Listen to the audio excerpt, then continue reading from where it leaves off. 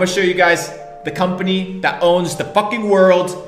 By the time you get done this video, you're just not only gonna be perplexed, you're gonna feel cheated, violated, insulted, because the entire system is rigged. It's rigged against you from the moment you're born. I said it and I'll continue to say it until you wake fucking up. Most powerful man in the world. Some may say it is the President of the United States. Others may side with corporate America and deem the likes of Jeff Bezos and Elon Musk to be more powerful. But there is someone else. It is likely you have never heard of BlackRock. In less than 30 years, this company has grown from nothing to becoming the world's largest asset manager. The assets in the roster exceed... Can somebody guess how many assets under management BlackRock has? Can somebody guess in the chat, okay? How many assets under management BlackRock has? I want you guys to guess. Okay? So they talk about Elon, he's worth $200 billion, okay? You got Jeff Bezos worth $100 billion, maybe a little bit less now. How much do you think these guys own of assets under management? Exceed the value of $9 trillion. $9 fucking trillion, bro. Some of you guys don't even know what $9 fucking trillion is. You can't even fathom it. These guys manage $9 trillion of wealth around the world. That means they dictate where they put the money and what is done with the money, and they have the influence because they control the money fucking supply, bro. And their net worth is equal to half of America's GDP.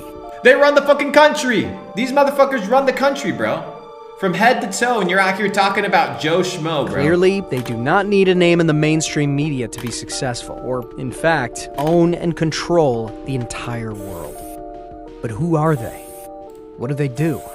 And how does this one company in America influence every industry and sector in the world? Let's begin with who they are. BlackRock was founded in 1988 by Larry Fink, along with Robert Kapito, Susan Wagner, Barbara Novick, Ben Golub, Hugh Frater, Ralph Schlosstein, and Keith Anderson. Its aim was to provide corporations with asset management services to help them manage their risks and investments. The idea came when Fink, during his time in First Boston, lost $100 million as its head. That experience became the motivation for him to develop what he and the others considered to be excellent risk management and fiduciary practices. BlackRock first got its funding from Pete Peterson of the Blackstone Group, who believed in Fink's vision of a firm devoted to risk management. Fink's company then essentially became an arm of Blackstone, and it was called Blackstone Financial Management. In exchange for a 50% stake in the bond business, Blackstone gave Fink and his team a $5 million credit line. Within months, the business turned profitable. And by 1989, the group's assets had quadrupled to $2.7 billion. Bro, do you understand how these guys do whatever the fuck they want, bro? And you think you're sitting on your million, 2 million, 100,000, 200,000, you're out here popping bottles like you run shit, bro. You don't run shit. Blackstone's stake in Fink's company then fell to just 40%, as opposed to the 60% held by Fink and his group. The firm adopted the name BlackRock in 1992, and by the end of that year, BlackRock was managing $17 billion in assets. By the end of 1994, they were handling $53 billion. Now the question is, and I'm gonna dissect this to you so you understand how deep and dark this shit goes. Whose assets? Right? That's not the problem here is in BlackRock is whose assets does BlackRock control?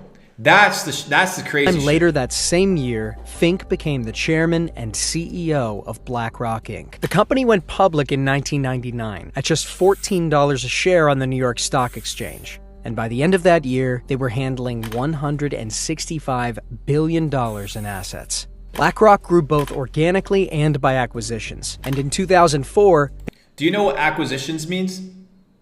That they bought everything. They bought it all. Every last bit of it. They bought all of it. You know how I know that they bought all of it? Chat, give me the name of a fucking company.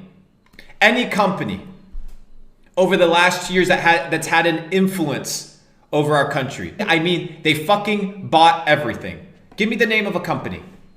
Any company that's publicly listed. Somebody said TikTok. TikTok's not an American company. All right, let's start with Tesla. Boom. So what we do, okay, very simple, is we go right here, okay, and we go to holders. I'm gonna teach you guys how to run this shit. Top holders, Companies that, between these two companies, Vanguard and BlackRock, they own 11% of Tesla. 11% of Tesla. These two companies own 11% of Tesla. Give me another company. Somebody said Google? Alphabet. Holders. BlackRock, Vanguard. They own 12% of Amazon. More than all the top ones combined. More than the rest all combined. Give me another company. Did somebody say Facebook? We got Meta. Yeah, Zuckerberg's a bad dude. Zuckerberg's a bad dude. He makes the decisions. These motherfuckers own 14% of Facebook. They bought it all. All of it. Do you hear me? Do you understand now what I'm trying to fucking convey? Are you still fucking asleep? Are you still fucking dumb? It's ridiculous.